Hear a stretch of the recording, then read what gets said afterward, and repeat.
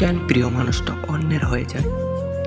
ইচ্ছে করলেও তাকে দেখা যায় না, কথা বলা যায় না, স্পর্শ করা যায় না।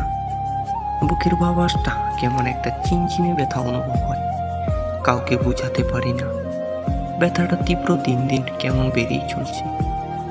আবার যখন মানুষটাকে দেখতে পাই আর কণ্ঠস্বর শুনে, তখন ব্যথাটা কমে আসে। এ কেমন অসুখ বুঝি না, শুধু এটুকুই বুঝতে পারি আমার ভালো থাকাটা তাকেই ঘিরে।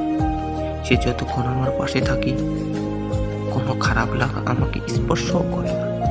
এত ভালোবাসার পরেও কেন সে আমার হলো না? এই প্রশ্নটা আমার বুকের ভেতরে পুড়ে ফেলে খাচ্ছে, যার উত্তর আজও আমি জানা হলো না। ভালোবাসায় কষ্ট আছে জেনেও মানুষ সেই ভালোবাসাকেই বেছে নেয়, কিন্তু মানুষ ভালোবাসার পূর্ণতা নিয়ে সুখের সাগরে ভেসে বেড়ায়।